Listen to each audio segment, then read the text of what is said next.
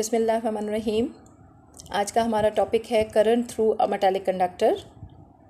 इसमें हम देखेंगे कि मेटालिक कंडक्टर में करंट कैसे फ़्लो करता है, यानी मेटल्स में करंट कैसे फ़्लो करता है। अब आपको पता है कि मेटल्स में जो वैलेंस इलेक्ट्रॉन्स होते हैं, यानी जो आउटरमोस्ट शेल के जो इलेक्ट्रॉन्स होते हैं, वो आपके किसी इंडिविजुअल एटम के साथ अटैच नहीं होते, वो फ्री टू मूव होते हैं। तो आप इन वैलेंस इलेक्ट्रॉन्स को नाम देते हैं फ्री इलेक्ट्रॉन्स का। अब जो करंट फ़्लो करेगा इन द मेटालिक कंडक्टर, वो इन फ्री इलेक्ट्रॉन्स की वजह से फ़्लो करेगा। यानी ये फ्री इलेक्ट्रॉन्स जो हैं ये चार्ज कैरियर्स होंगे इन मेटल्स। आपने जैसे कि प्रीवियस लेक्चर में भी देखा कि आपको बताया गया कि चार्ज कैरियर्स जो मेटल्स में हैं वो आपके फ्री इलेक्ट्रॉन्स होते हैं। The free electrons are in random motion just like the molecules of a gas in a container and they act as the charge carriers in metals. जो free electrons होते हैं वो रैंडमली मूव कर रहे होते हैं। रैंडमली मूव करने का मतलब है कि इनकी कोई एक स्पेसिफिक डायरेक्शन नहीं होती, हर इलेक्ट्रॉन की अपनी डायरेक्शन होती है। और बिल्कुल ये उसी तरह से होते हैं जैसे अगर आप किसी कंटेनर में गैस को रख दें तो उसके मॉलिक्यूल्स रैंडमली मूव करते हैं, बिल्कुल उसी तरह से ये फ्री इलेक्ट्रॉन्स मूव करते हैं और ये मेटल के चार्ज कैरियर्स कहलाते हैं। The speed of randomly moving electrons depends upon temperature.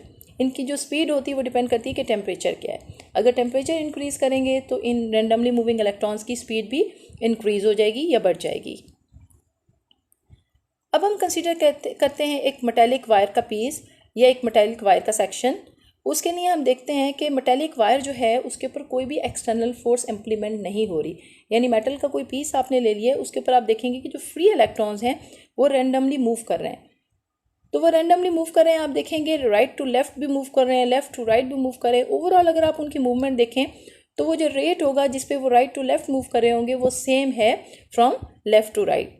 तो अगर ये दोनों रेट्स जो हैं वो सेम है तो एज अ रिजल्ट आप कहेंगे कि करंट थ्रू द वायर क्या है, ज़ीरो है। यानी ये दोनों एक दूसरे की मूवमेंट को कैंसल आउट करेंगे और ओवरऑल या नेट करंट जो है थ्रू द वायर आप कह सकते हैं कि वो ज़ीरो है। इसमें आप देख सकते हैं आपको एक मेटालिक वायर का पीस दिखाया गया है। मेटालिक वायर के पीस में आपके एटम्स मौजूद हैं और इसके अलावा आपके पास फ्री इलेक्ट्रॉन्स दिखाए गए हैं जिनके साथ एरो लगाया गया है। आप देख रहे हैं कि फ्री इलेक्ट्रॉन्स जो हैं वो रैंडमली मूव कर रहे हैं, यानी हर एक की डिफरेंट डायरेक्शन है, कोई स्पेसिफिक डायरेक्शन नहीं है इन फ्री इलेक्ट्रॉन्स की। और इसके अंदर जो आपको ऑरेंज कलर के दिखाए गए हैं वो एटम्स ऑफ द लेटेस्ट दिखाए हुए हैं, यानी इस कंडक्टर के एटम्स दिखाए हुए हैं।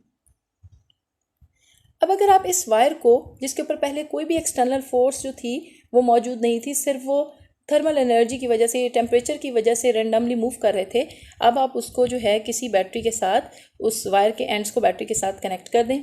जब आप बैटरी के साथ कनेक्ट करेंगे तो आप देखेंगे कि एक इलेक्ट्रिक फील्ड जो है इस हर पॉइंट पे इस कंडक्टर के क्या हो जाएगी, इम्प्लीमेंट हो जाएगी या अप्लाई हो जाएगी।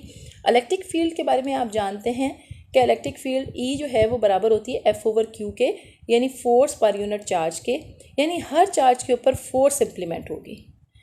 तो the free electrons will now experience a force in the direction opposite to E।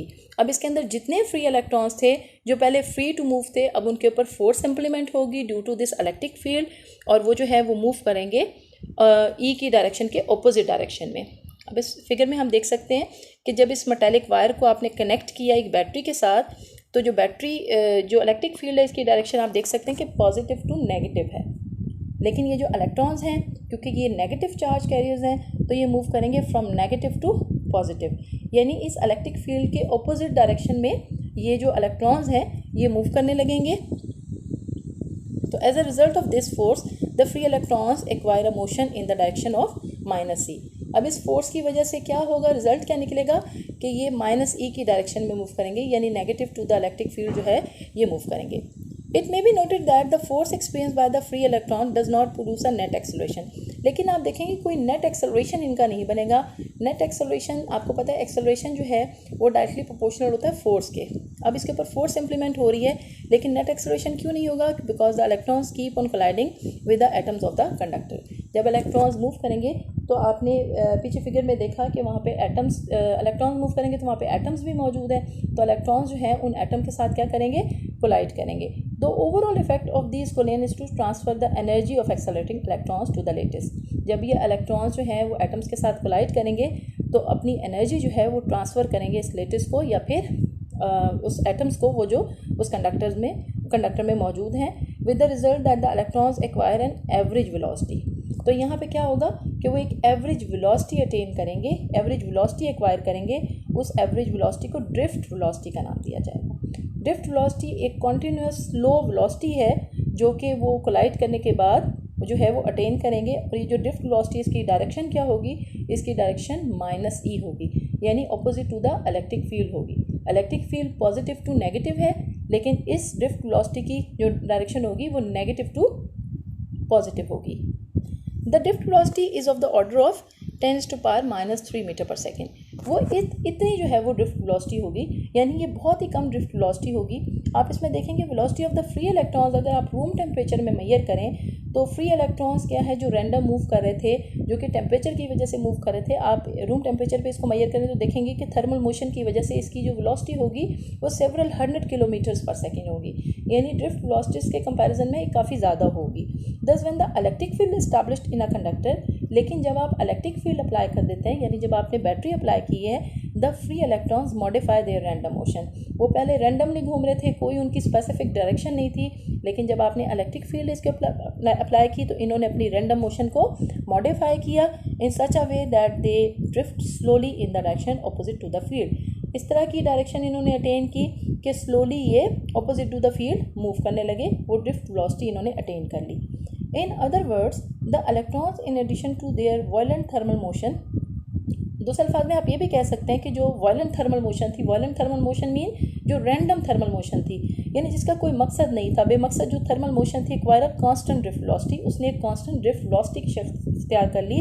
कब? जब आपने उसके ऊपर इलेक्ट्रिक फील्ड अप्लाई की, due to which a net directed motion of the charges take place along the wire. और drift velocity की वजह से जो आपकी एक नेट डायरेक्टेड मोशन थी, यानी कि एक नेट मोशन जो है वो आपने देखी, पहले तो वो दोनों अपनी मोशन को कैंसिल आउट कर रहे थे और आपने देखा कि नेट करंट जो था वो जीरो था, लेकिन जब आपने इलेक्ट्रिक फील्ड अप्लाई की तो उसकी वजह से जो उसकी वायलेंट थर्मल मोशन थी उसने एक खास किस्म की वेलोसिटी जो है वो अटेन की, जिसको ड्रिफ्ट वेलोसिटी का नाम दिया गया। और जो उसकी मोशन जो नेट डायरेक्टेड मोशन थी वो वहाँ पे पैदा हुई और उसकी वजह से करंट जो है वो पैदा होना शुरू हो गया। A steady current is established in a wire when a constant potential difference is maintained across it. Steady current जो है वो इस्टेब्लिश इसके ऊपर कैसे किया जा सकता है कि कांस्टेंट पोटेंशियल डिफरेंस जो है, यानी पोटेंशियल डिफरेंस जो आपने अप्लाई किया उसको मेंटेन किया जाए, यानी उसको वहाँ पे कांस्टेंट रखा जाए। Which generates the requisite electric field E along the wire, जो कि इलेक्ट्रिक फील्ड जो है, जो कि आपकी मतलूबा इलेक्ट्रिक फील्ड है, उसके ऊपर वो जनरेट करे। इस तरह से आपने अपने पोटेंशियल डिफरेंस को वहाँ पे मेंटेन रखना है, यानी जो आपकी मतलूबा जो भी आप चाहते हैं कि इलेक्ट्रिक फील्ड यहाँ पे मेंटेन हो, उसको जो है वो वहाँ पे जनरेट किए रखे। तो उससे क्या होगा कि करंट जो है एक स्टेडी करंट, एक यूनिफॉर्म करंट जो है वो through the wire of the conductor जो है वो फ्लो करेगा।